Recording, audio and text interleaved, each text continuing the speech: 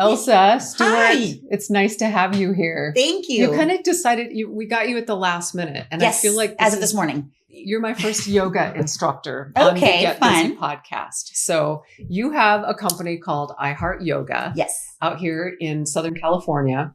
And your story is really interesting because you're kind of an accidental entrepreneur. Totally. Right? Like it just people were like, isn't it so cool to see all your dreams come true? And I was like, my dream was to like maybe be a manager at Express one day. Right. I don't know. Like my right. And you're a yoga. So- it all started, you're a yoga instructor. Yes. But also even the yoga part, it just sort of, it's not like you had this idea in your head and launched it. It was, you were doing it on the fly. Well, yeah. So I used to work for a bicycle touring company. And on my off time, I enjoyed yoga classes. And so when we had a down season, I was like, oh, maybe I'll get my certification. And that way I can like take it with me when I do other things. And didn't plan on falling in love with it as much as I did. Yeah. And then the way it started is when I kind of finished my certification, you can, you graduate, but you don't really know what you're doing still. Right. And so I invited a couple friends to the park and I was like, hey, can I just... I love this story, right? Because you said they started off kind of like, what are we doing here? And we don't like this. But by the end, it was like, we got to make this a regular thing. Yeah. So Tell I your basically story. just asked a few friends, I was like, hey, would you come to the park with me? And I could just practice my routine on you. And I had a couple friends like, sure, okay. And they, same thing, lefts and rights were off and everyone was falling over. And I was like, oh, they hate this. And I was like, you know what? This is more for me than it is for them. Like they're doing me the favor. Right. And at the end, my 6 friends were like, can we do this every single week? And I was like, okay. So we started doing every Tuesday morning up in the park in front of the Marriott in Lantern Bay Park in Dana Point. And it got to be so busy within a few months, there was like 20 people there and none of my friends were there. Right. I was like, I don't even know these people. So I started accepting donations. So I started teaching yoga for donations on Tuesdays. Started making more money on my park classes than I was at my regular studio classes. Yeah. So I added Thursdays. And then all these people were like, but I work on the week. Can you add a weekend day? So I did Tuesdays, Thursdays, and Saturdays. And some Saturdays we'd see over 100 people. That's It amazing. was crazy. And it just total word of mouth. It was, way before social media was even a thing. So yeah, and that's just sort of how we like got started. Yeah. And it's outside was kind of your shtick, right? Like just being a part of like the peacefulness of a beach. Totally. Or a And you park. overlooked the water. Yeah. And I had a Folgers coffee can that had a little hole in it and a little piece of paper taped the front that said donations. And so people would, roll up their money and stick in their sports bras and do some poses. At the end, I'd get like a sweaty $5 bill on my Folgers can. And, that was just sort of like the way it went. But it got to the point where, I was doing Tuesdays, Thursdays, Saturdays, but it was just me. So like I never took a day off. I never had a weekend off. Yep. And so I asked a couple other girlfriends that taught yoga. And I was like, hey, would you want to like do this with me on my off days? So we went from 3 days a week to 7 days a week. And it just blew up from there. Yeah. And then we started working with the city. And so now we contract with the city. So instead of just being, kind of on our own, we now, work with the city to bring yoga to people. And then a few years after we were going every single day, I met my husband and he was like a banker, in finance. And he was like, you should open a yoga studio. Yeah. And I was like, I dump money from a coffee can into a drawer. Like that's my banking experience and my business expertise. So opening a studio was a little bit outside of my wheelhouse. And so, he helped me figure out how to get a business license and how to, get insurance and do all the kind of like behind the scenes stuff you don't always see in front of a business. So we looked at a couple locations and right at the bottom of the hill from where we do yoga in the park, I found this really cute location and it had views of the actual harbor. And so I've been teaching in the park for 15 years and next month will be our 10-year anniversary of our brick and mortar studio. Wow. Yeah. So on the brick and mortar side, like what were some of the things that surprised you about opening a studio, right? You were talking earlier about the background things, the admin of launching a business. Like talk about that. Yeah. So kind of when we started, and just need to rewind a little bit there, when we were doing the park, we would see literally over 100 people, on any given day. Right. And that's more people than most yoga studios actually see. Right. And so it was like, most yoga studios, they have teacher trainings and they have retreats and they have events. And I was like, what do I do with all of these people in the park. And so we actually started linking up with lots of little other local businesses to run like local events. So we started out actually by doing yoga at like breweries and yoga at wineries. We did yoga at the Mission in San Juan, a series there for a few years. We started running retreats to Mexico. So we've actually been doing retreats to Mexico for 14 years now. Wow. We do 3 retreats a year. It's awesome. So when it came down to the studio, I did have a little bit of, I feel like managing events and schedules ahead of time. So it wasn't like I went from like just the park to a brick and mortar. I feel like I had a couple of like stepping stones in between that I could make a few mistakes on and then, you know, manage people to kind of move over. So that was pretty helpful. It sounds to me like all the stories, there's a great article about you and iHeart Yoga in one of the local papers, I think that I read. And one of the things that just kind of, and like it seems to be sort of a thing in this part of California, but your business is deeply, deeply rooted in community. Yes. Right. And I kind of wanted to talk about it. And again, it sounds like it organically happened that way. Totally. I mean, up until maybe the last few years, we've never paid for any advertising. It was all friends telling friends telling That's friends. Amazing. So, I mean, aside from, you know, like posting on like originally maybe Facebook and then Instagram, you know, I'm not super tech savvy or social media savvy. So I wish I was better at that portion of it, but it's very much been grassroots of friends telling friends.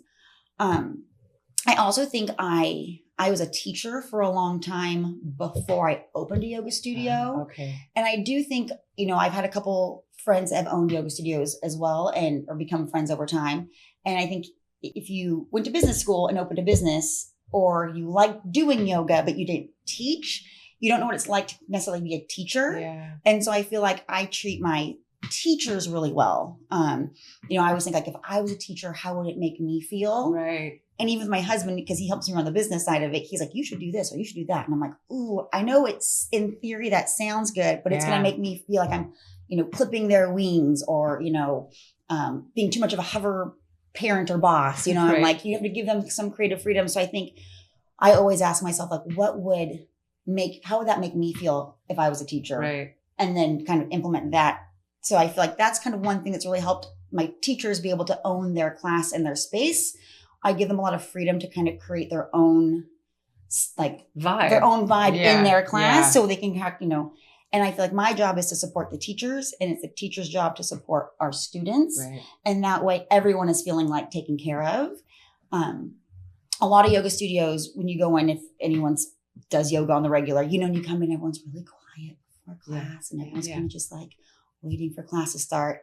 And it's very different at iHeart Yoga. Like it's kind of like social hour or like, you know, before church or after church when everyone's socializing. So you get community, to class, right? Energy. And everyone is just chatty. And like you're ready to start class. They're still chatty.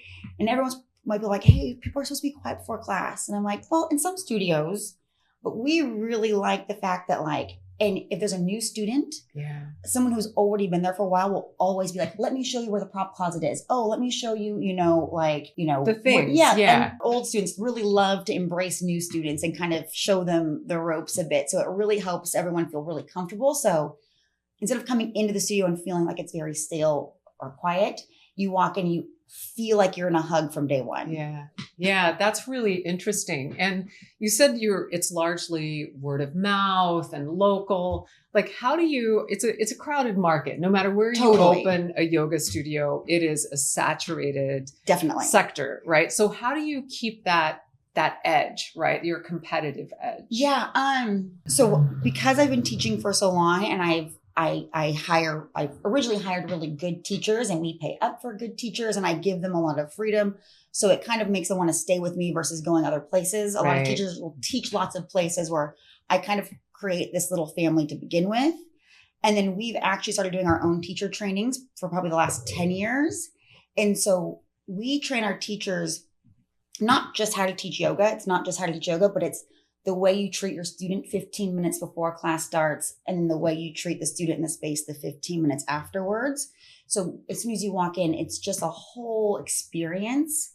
And so we don't actually hire teachers outside of our training just because even though they might be a good teacher, it's that community aspect that we also really drive home for right. making the space feel welcoming. And like the cultural thing too, like you've built a thing, a brand, really, like your experience is your brand, I think. And you said something a minute ago about, you know, like listening to your teachers, your employees, right? That is such an important part of leadership. Oh, thank you. You know, like that is what great leaders do. And I want you to weigh in here because I don't get to interview cool people like you with yoga, yoga studios and all of that. But, like it's not necessarily about over managing someone. It's about lifting them up and making them the best version of themselves. Totally. Right? And you can only do that by listening, right? And were you taught that? Like, how did you or is it just a natural thing with? Like I said, I kind of feel like I know what it's like to be in their shoes. And so I was like, I want to make them feel supported. We also kind of have this thing because we're such a close group and we so love to support each other. A lot of yoga studios, like let's say you were holding an event and I was holding an event. I promote my event, but not yours, because I want you to come to my class. Right. Or at our studio, it's like everyone promotes everyone's event. Right. Everyone, if my class does good, if someone enjoys my class, they're going to come back and go to your class. Right. So our more experienced teachers really take the younger, newer teachers under their wings and really help them, hone in their teaching skills because it only benefits everybody if your neighbor is also succeeding. So we really, really support each other events. We support each other's retreats. We support each other's, it's a very supportive system and it's just, but it bleeds into every aspect for sure. I mean, it sounds like, like what you've got. First of all, it's very special and congratulations because thank you. You know what? That is a hard business. It is. For 10 years that is really a sign of greatness. But what is your next iteration? Are you going to franchise? Are you going to open more locations? Yeah, totally. Good question. A weird blessing in disguise is we were actually looking to opening our second location a few months before COVID hit. Oh. And so we were literally looking at spaces. Are you the luckiest person on the planet? I'm telling you. And I'm one of those businesses where COVID actually really helped my business because we were it was kind of like having two separate businesses. People that came to the park were still paying off donations. The park stayed donation all the way up until, 5 years ago, or the studio, you paid a membership. And people were like, well, I'm paying a membership for the studio. How come I can't just go to the park? It's the same teachers. Okay. And I was like, well, those teachers get paid differently. When you're teaching in the park, you make money off your donations. When they work in the studio, they get a paycheck from us. So it was kind of having two separate entities. Yeah. And so when COVID hit and we had to shut everything down, it was hard for everybody. But when we came back with the park classes, it was social distance. The city worked really closely with us, keeping it really, really small. We could have, I think at first it was 20 students where we were normally having, 100. And it was they had to be 15 feet apart and they had to check it online ahead of time. And we'd launch our schedule on Monday for the week. And by noon, the whole week was sold out. Oh my God. And so the city slowly let us have a few more, but it allowed all of our clients to get online. So I now captured everyone's email address. Right. I now had a central, you could pay for the membership and it now included the park and the studio. So it was really hard for me to transition out of the donation base into a paid park class. But that gave you the opportunity. But it gave me the opportunity. And so now people don't bat an eye. Yeah. Everything's more expensive. So we've raised our prices on the studio and the park, but we're still more competitive than most. So we're still, I think more accessible to the public and different demographics. And the business model is memberships, right? Yes. So we have a park only membership, a studio or park and studio membership, or you can play for drop-in classes. Okay. So it kind of just you can do whatever. Yeah. Right. Yeah. Works with all. And do you still do online classes? And maybe that's something our little friend here wants to help me out with. She's the best. I know. No, we got online classes going. My husband's pretty techie, so he got our online classes going really quickly at the beginning of COVID. Yeah. And we kind of emailed our clientele and we're like, we're still paying, we have 3 units down the harbor and we're paying for these units, even though we're closed. We'd love to have a home to go home to. So we can keep your membership going and offer these online classes, or we're happy to cancel your memberships, until this thing passes. And 90% of our clients were like, nope, we're going to stay with you. Yeah. So we lost almost no clients without a brick and mortar. Wow. It was very hard. also kind of a beautiful thing that happened for our teachers is we would call it like, there was like a backup dancer. So if I taught a class or online, another teacher would be 10 feet behind me on her mat and we would do a class online, but afterwards we just sit and we would, from 10 feet away, chat. And I think when people were feeling very lonely or separated, it gave our team a chance to really bond. And that's something that really bonded our group was being able to kind of just have these like moments where we sat 10 feet apart, but could like catch up. Yeah.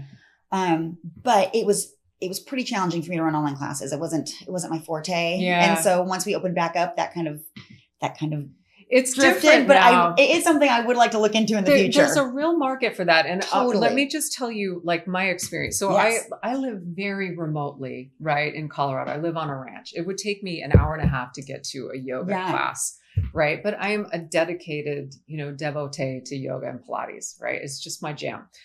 But so I have to take classes online and I am very happy to pay for those classes, right? Like it's, of course, it's. And if you find a teacher that you like, so I have people are like, hey, we really missed your online classes, or will you send me one so I can do it when I can't make your you're class? Traveling and you still want to stay. So yeah. It is kind of something that I would like to put on our to-do list, because it would be really, I mean, given your track record where it's like Elsa's coming down the road, right? Yeah.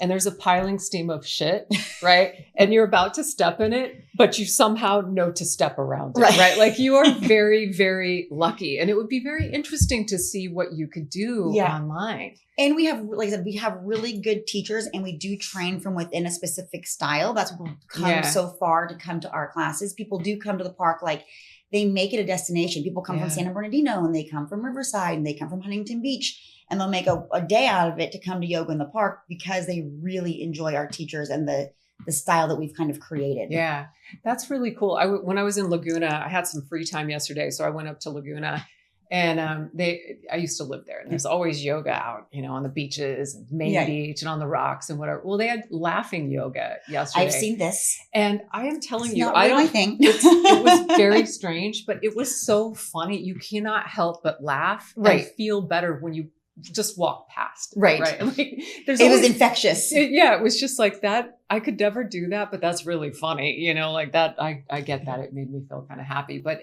speaking of those kind of trends, like how do you guys keep up with the trends? Right. There's hot yoga, there's laughing. Right. Like, how do you stay true to, like you very much know what you stand for, right? That's your vibe.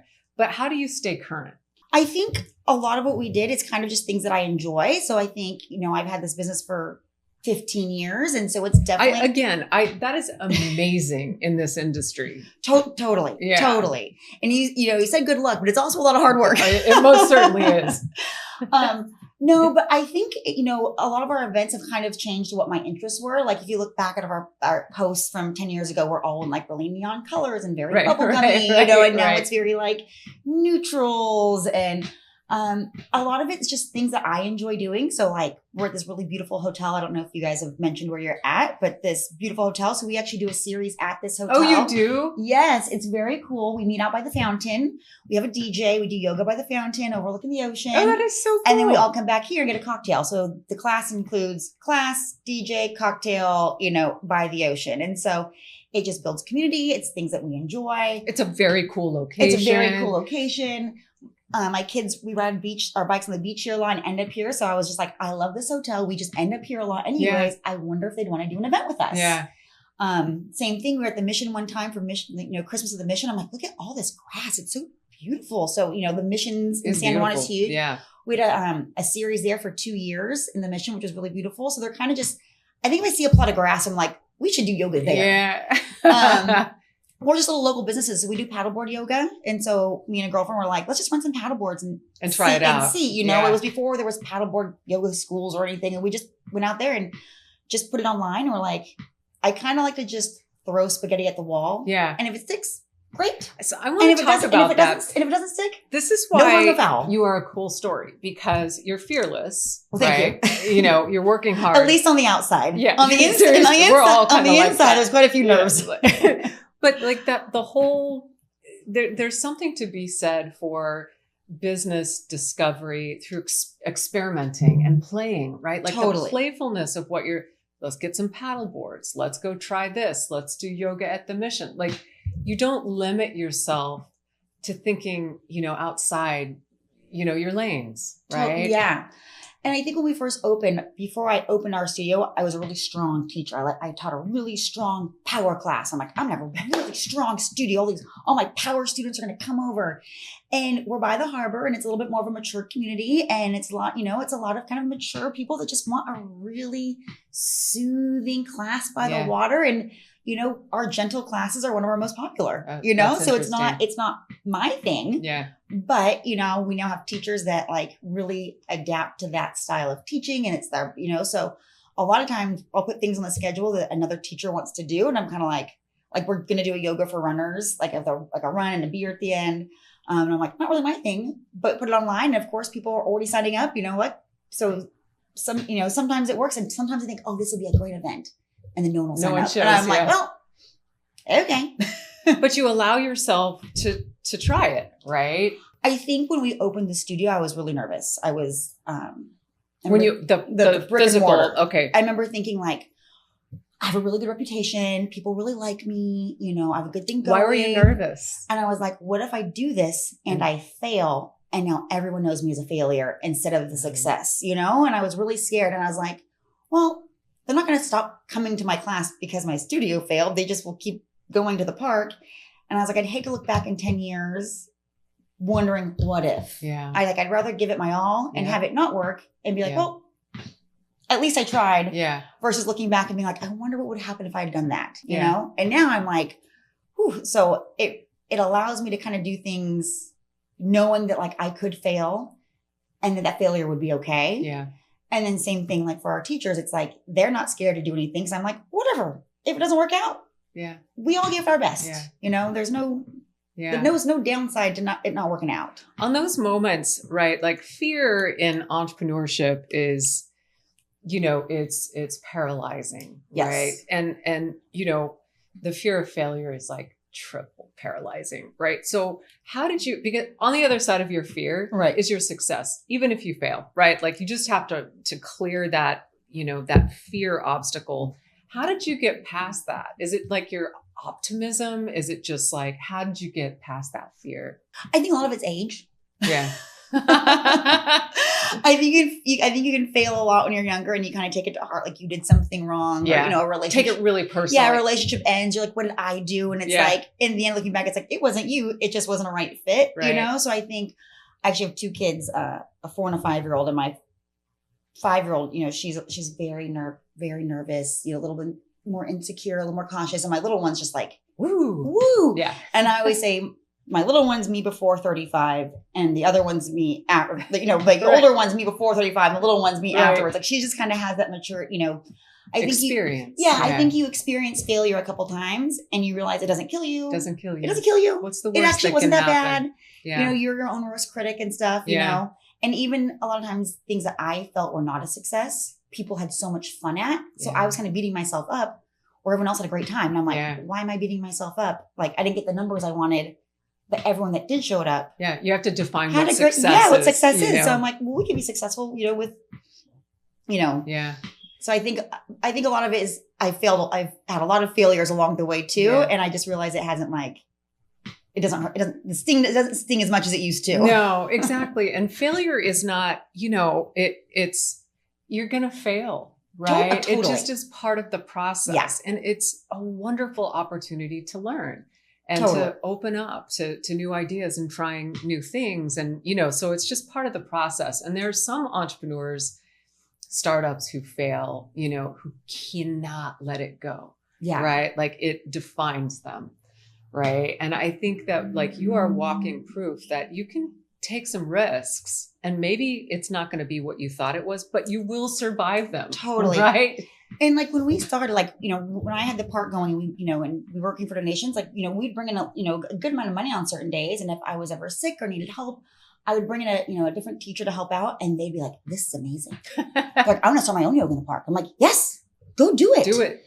But they weren't there for the 3 years that I was there on a Saturday that it was raining and I had one person Right. and I still taught anyways. And that person gave me $1. And I'm like, well, I just taught for an hour for $1, or like, so there's all those stories you don't hear about. They go out of the park and they think, well, my class is as good as Elsa's, which it is, or even better. But I think people lose the momentum of the steam early on where, I kind of, there was weeks, months where I'd have one or two people or nobody show up. But you stuck but with it. I never didn't, and same you thing. didn't quit. It didn't quit. And if there was one person, they're like, oh, it's just me. We don't have to do it. And I was like, yeah, you're here. I'm here. Like, I didn't bring any money. I'm like, whatever. Let's just do it. Yeah. Let's just do this. I'm like, of course I want to teach for free when it's cold out, Right, but right. like commit to it, Yeah. And so like, I think the commitment that we were always there. I mean, we do yoga in the park 365. So we're there Christmas, Easter, Wow. Mother's Day. I mean, unless it's a pour down rain, we are there. So Wow. and then teachers, whoever's on Christmas, we have a Santa suit, we have a Mrs. Claus suit, like we get all in it. But like, that's some of our biggest days. People who have families where they're off, it's like, you already opened your presents by 10 a.m. What do you do? Right. Might as well go to yoga. Yoga. Yeah. Why not? So Totally. like for the people who are out there listening, first of all, thank you for Yeah. your authenticity and sharing your story. And it's very inspiring. What advice do you have, not just for, people who want to be in yoga or like yoga influencers? That's a whole other deal. I don't even know. Yeah. Yeah. Just, if you're a yoga influencer out there, please hit me up and help me, please. yeah, exactly. Exactly. I will take all the help I can get. You have so much potential to reach outside of this Yes. community. I really think you've got such a stable Thank foundation. you. Yeah. But what advice do you have for startups? Anyone? I think you kind of nailed it on the head. I think being authentic is one thing. Like, I like to hire teachers that are a little bit more spiritual than I am because I'm kind of a little bit more, matter of fact. Right. And some people really like that. But if you really want a spiritual class that also has a great flow, I have other teachers that kind of tap into that more. So I think being authentic to yourself, you're going to attract the clients that like you, and that's who you're going to resonate with the most. Yeah.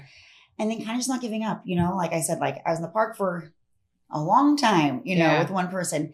And even when we first opened the yoga studio, I had this huge following in the park, and it probably took 6 months for the studio to create any type of traction, even though I had the same teachers in the same location, it just, Yeah. Yeah. How do you stay? So we have, be authentic, know what you stand for, and don't give up, right? Totally. That's kind of what you just nailed. But when you have a bad day, right? Like you're human, right? We all have like shitty days, whatever. How do you get through the challenging times?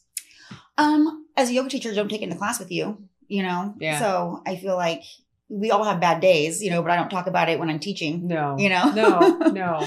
Which a lot of teachers do. They do bring their baggage with them. And I think it's okay to have bad days. Yeah. I think it is too. It's totally okay to have bad days. That's part of that authenticity. Yeah. And there's lots of days that I don't feel inspired. So the days I do feel inspired, I try and get a lot done. Yeah. And accomplish a lot. And then days that I don't, I'm kind of like, I watch a lot of shows. I drink a lot of wine. Right. You just live your life.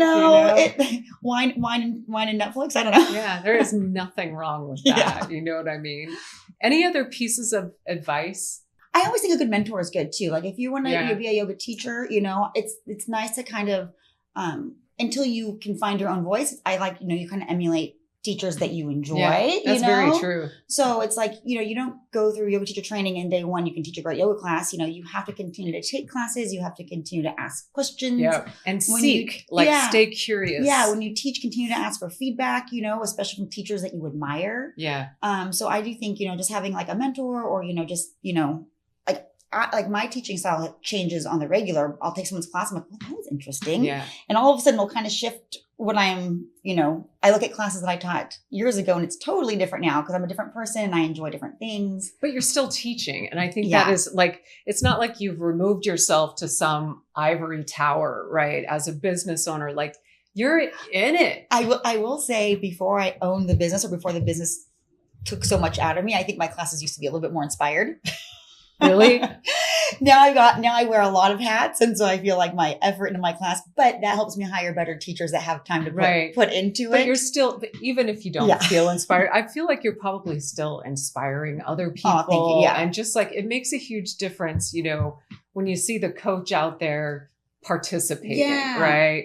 So, Well, and you teach yoga because you like it. No one becomes a yoga teacher because they want to spend their whole day on Right. Instagram trying to like, you know, unless you want to be an influencer, you want to be a teacher. It's because you want to be with people, right. you know? So it's like my favorite part of my day is teaching classes. My favorite day is teaching yoga in the park. Yeah. I teach a lot in the studio, and that's, you know, That's I love it. where your roots are. But I feel like I'm on vacation. Everyone's happy, and we're all just like, you know, it's just like, you feel like you're on vacation. And I'm like, it's my favorite part of the day. And then afterwards I can go home, you know, and return emails, and I can, you know, post events and, Right. you know, do all the nitty gritty. Yeah, But admin. yeah, nobody becomes a yoga teacher because they want to do admin. No, nobody wants to do admin in general No matter- in yeah. life, right?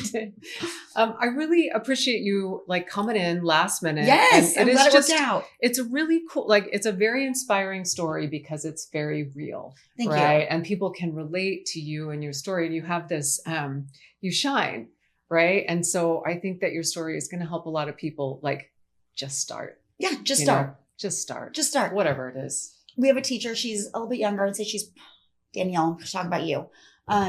She's in her early 20s. She graduated exactly a year ago, and she's already a manager of a yoga studio. She's already led her first yoga retreat on her own without somebody else. Wow. Sold out.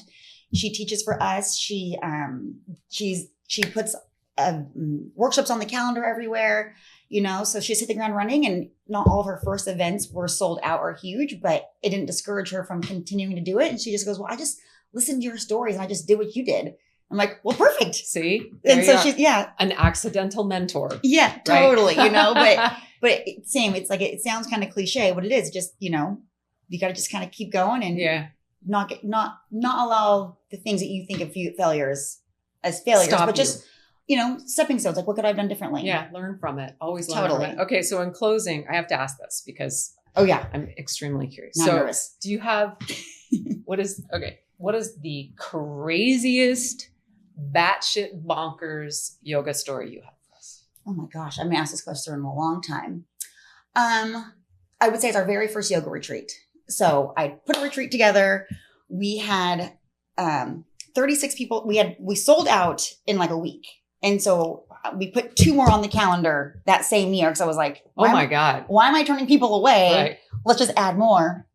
But I had negotiated with this hotel in Mexico, and you know, it must have been going through Google Translate because I'd ask like 3 questions and they'd respond with bueno. I'm like, no, I asked if we could use the palapa Right. at this time, you know. And so it's a 3-day retreat. For anyone listening, it's awesome. It's $700. It includes your transportation from Orange County or San Diego into Mexico. Hotel has an ocean view, includes all your classes, all your meals, except for one lunch. And then first night we do a cooking class. And so I'd set up this raw food cooking class, and I'd email them all of the ingredients. And, you know, our first retreat, so I was really nervous about getting over the border. I'd hired a driver I'd never used before, taking 30 people across. A lot of things could go wrong. Yeah. And so like we got there, and I think I called him like 5 times, like, you're going to be here. You know where to pick us up. And he's like, stop calling me. I'm going to be there. So like the vans show up, and I'm like, okay, we got it. And I was like, I hope there's something special we have to do get over the border besides have your passports. And so we get over the border, and I'm like, success. And then we do class, success. We have lunch, and then it comes down, and like middle of the day, I'm like crying. I'm so nervous. And my husband's like, this is so much fun. We should do more of these. And I'm like, we get to our raw food cooking class, and they have like 4 bowls of tomatoes, like 4 bell peppers, and like, you know, 2 other things. And I'm like, we have to feed 30 people. And I'm like, we need plates and cups. And I'm trying to like Google Translate all of these things. Oh my and God. so I look at my husband, I'm like, go get 30 beers and like just give them to people and do a photo shoot out in the balcony. All the nuts were like baked with salt, and it's like a raw food class. I'm like, go clean all these nuts. Oh my God. You know? Were they like washing every nut? Yeah. And then we needed 9 cups of radishes, and we had 9 cups of horseradish. And I was like, oh my gosh, there's just like everything that could possibly go wrong with this meal. And I was like, I knew it was happening. But by the time everyone did a photo shoot on the beach and had a beer, and we, you know, washed all the nuts, and we got all the things, it went off without a hitch. See? It's now one of everyone's favorite part of the retreat. But it was definitely one of those moments where I was like, oh my gosh, I have 30 people here, and I feel like I'm Jesus. I need to turn these like 4 loaves into like the masses, but we pulled it off. But you pulled it off because We pulled it off. I'm telling you, that is what you do. Yeah. Yeah. A photo shoot on the beach. That'll clear Just everything. appear in a photo shoot. Yeah, go take some pictures while what's going on back here. I create this menu. Yeah. Yeah. Awesome. Well, thank you so much, Yes. Elsa. It's so nice to meet you. Very I hope lovely to take meet you. Yes. one of your classes soon. Yes, you're here. I'll let you know. I'm here until Friday. Oh, so. well, I'll set you up the whole schedule. Okay. I'll plan your. Really? Yeah, you can. Are you staying at the hotel here? They have Murph bikes, and you can just Yes. ride to the studio. Okay. It's perfect. I'm doing that. Do it. It's the best day ever. I'm doing that. Beach ride to yoga. Okay. Yes. That's not something we do in Colorado, but I'm going to do that. Perfect. Awesome. Well, yes. Thank Thank you. you. Yes. Really enjoyed talking to you. You too. You too. Thank you.